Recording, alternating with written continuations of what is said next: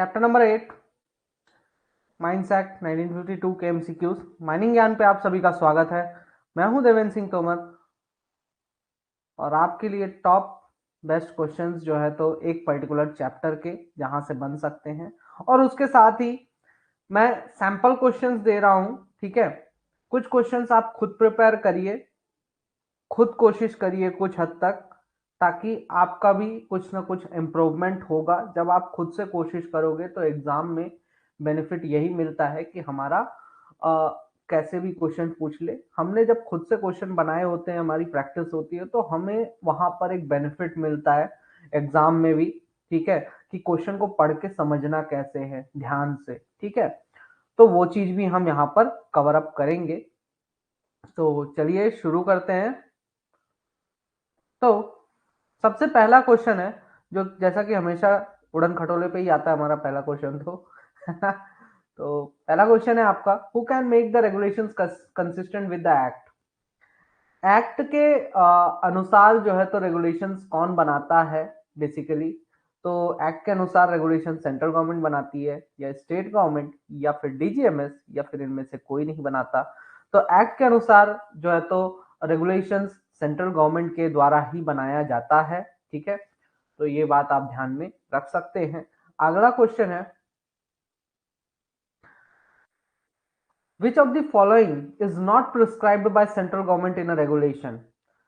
निम्न में से किस चीज को सेंट्रल गवर्नमेंट के द्वारा जो है तो प्रिस्क्राइब नहीं किया गया है ना रेगुलेशन में। मतलब ऐसा कहा जा रहा है कि अगर आप, मतलब क्वेश्चन पूछने का मेरा यह मतलब है यहाँ पर कि अगर सेंट्रल गवर्नमेंट को रेगुलेशन बनाना है, ठीक है, तो रेगुलेशन किस पर्सपेक्टिव से बनाती है, मतलब क्या क्या चीजें जो है तो रेगुलेशन में इंक्लूड करती है ना। एक तो ये हो जाता है। अब यहाँ पे नॉट वर्ड का यूज कर दिया है, तो मतलब कि कौन सी चीज रेगुलेशन में इंक्लूड नहीं करती है। जब सेंट्रल गवर्नमेंट रेगुलेशन बनाएगी तो रेगुलेशन में कौन सी चीज इंक्लूड नहीं करेगी। तो सबसे पहला तो हो जाता है qualification of appointment of chief inspector, duties and powers of chief inspector, duties and powers of owner agent और मैनेजर।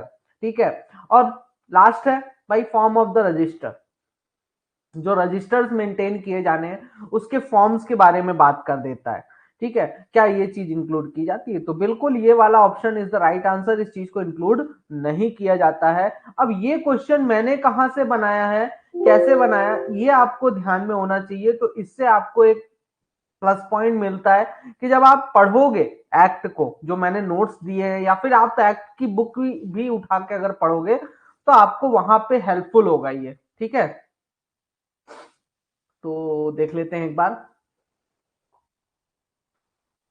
ओपन होगा भाई, हाँ ओपन होगा।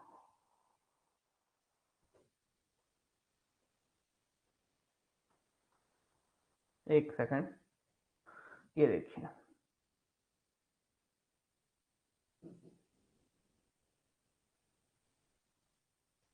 बोलोगे यार सर कॉन्सेप्चुअल की ब्रांडिंग कर रहे हो ना यार, वो एडिट करना भूल गया। ये देखिए, यहाँ पे जो पहला सेक्शन है, सेक्शन नंबर 57, जिसमें कि बोलता है power of central government to make regulation. Central government के पास जो पावर है रेगुलेशन बनाने की रहती है। ठीक है, पहला तो ये चीज कंफर्म हो जाता है। ठीक है, दूसरा, अब ये पर्पस क्या होता है, मतलब कि अगर रेगुलेशन बना रही है सेंट्रल गवर्नमेंट तो कौन कौन सी चीजों को इंक्लूड करेगी। तो आपको ये पूरी लिस्ट याद होनी चाहिए, है ना। इन शॉर्ट आपको दिस ये वाली जो लिस्ट है ये बेसिकली आपको याद होनी चाहिए। चीफ इंस्पेक्टर और इंस्पेक्टर का अपॉइंटमेंट, ये चीज बताती है कि भाई क्या क्वालिफिकेशंस होंगी अपॉइंटमेंट के लिए। Duties and powers of chief inspector and inspector, duties and powers of owner agent और मैनेजर, और साथ में इनके अपॉइंटमेंट का क्वालिफिकेशंस भी इंक्लूड किया जाता है। ठीक है, तो देखो यहाँ पे मैंने ये स्टार्टिंग के 3 पॉइंट्स पे दे दिए थे आपको क्वेश्चन, कि इनमें से कौन सी चीज रेगुलेशन बनाते टाइम सेंट्रल गवर्नमेंट इंक्लूड नहीं करती है। तो आपको अगर ये पूरा याद है ना, अगर ये पूरा याद है तो आपको बेसिकली बन जाएगा। ठीक है, देखिए अब आप बोलोगे कि सर इतना सारा इसमें है और रूल्स का अलग मुझे दिया हुआ है, जो आपका क्या बोलते हैं फॉर्म ऑफ द रजिस्टर, ये चीज कहां प्रिस्क्राइब किया जाता है, ये आपका जब रूल्स होते हैं तो रूल्स में ये सारी चीजें इंक्लूड की जाती हैं। तो आप दो में से कोई एक चीज याद कर लो, चाहे तो आप रूल्स वाला याद कर लो पूरा का पूरा, है ना। मान लीजिए रूल्स वाला अगर आपको पूरा याद है तो उस केस में ये हो जाएगा कि चलो ठीक है रूल्स वाला याद है, अगर मुझे डिफरेंशिएट करना होगा तो रूल वाला याद रहेगा, तो रेगुलेशन वाला तो ऑटोमेटिकली आप रेक्टिफाई कर लोगे कि हाँ ये चीज रेगुलेशन में होगी, जब मैंने रूल्स में नहीं है तो रेगुलेशन में होगी, ठीक है। तो कोई एक चीज तो बेसिक आपको याद करना ही पड़ेगा। इसके अलावा अगर आप दोनों याद कर लेते हो तो वो आपके लिए एक प्लस पॉइंट हो जाता है, ठीक है। तो ये बात आपको ध्यान में यहां पर रखनी है कि किस तरीके से हमें प्रिपरेशन करनी है। वॉइस नहीं आ रही है?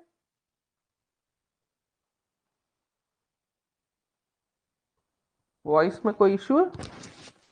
इश्यू है?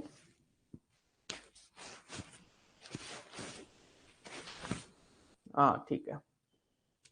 तो ये बेटर है आप खुद से कुछ हद तक प्रिपरेशन करेंगे, ठीक है ना, ये चीज ध्यान से पढ़िएगा। तो यहां पर आपको एक प्लस पॉइंट मिल जाता है कि आपको क्या क्या चीजें याद होनी चाहिए, ठीक है। नहीं है प्लस पॉइंट? नहीं है।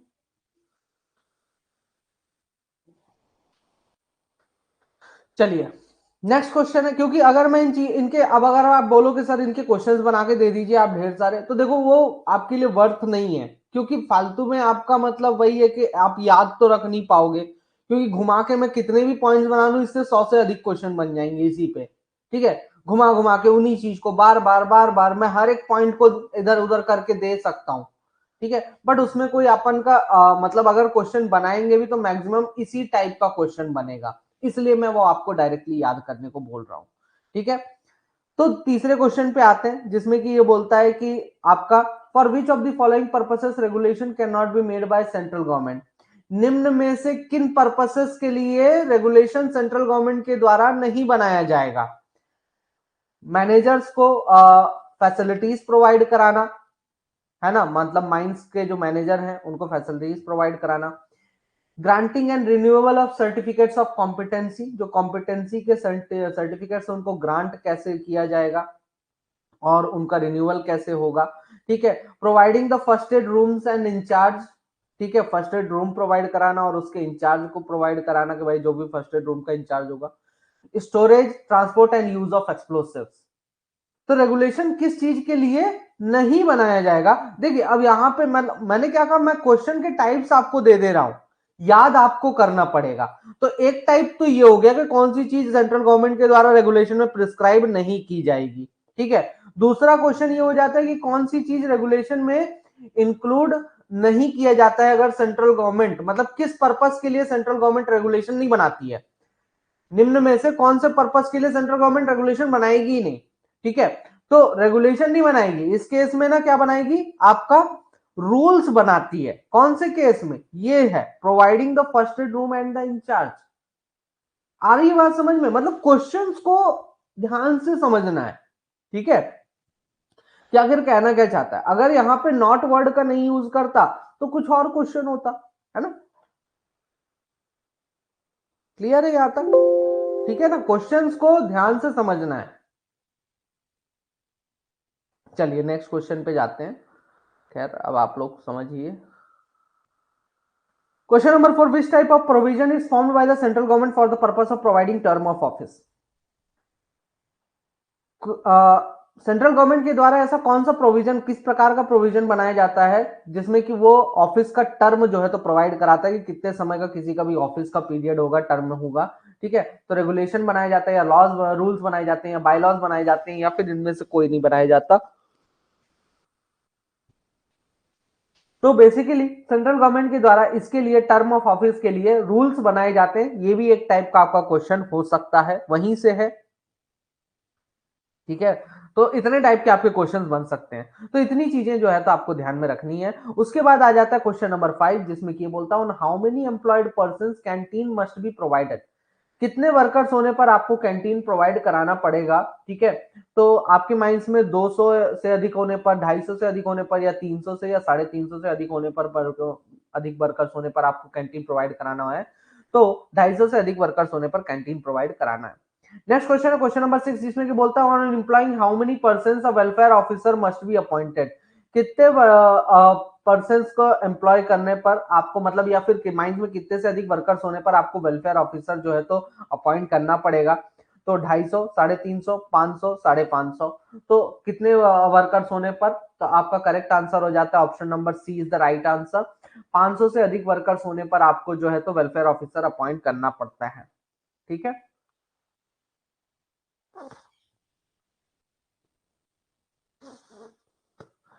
नेक्स्ट क्वेश्चन है what is the rate of excise duty.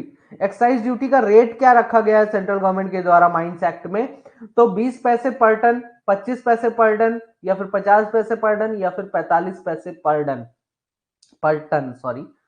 तो यहां पर आपका करेक्ट आंसर हो जाता है option number B is the right answer. 25 पैसे पर टन जो है एक्साइज ड्यूटी का रेट सेट किया गया है माइंस एक्ट के अनुसार, 19 माइंस एक्ट 1952 के अनुसार।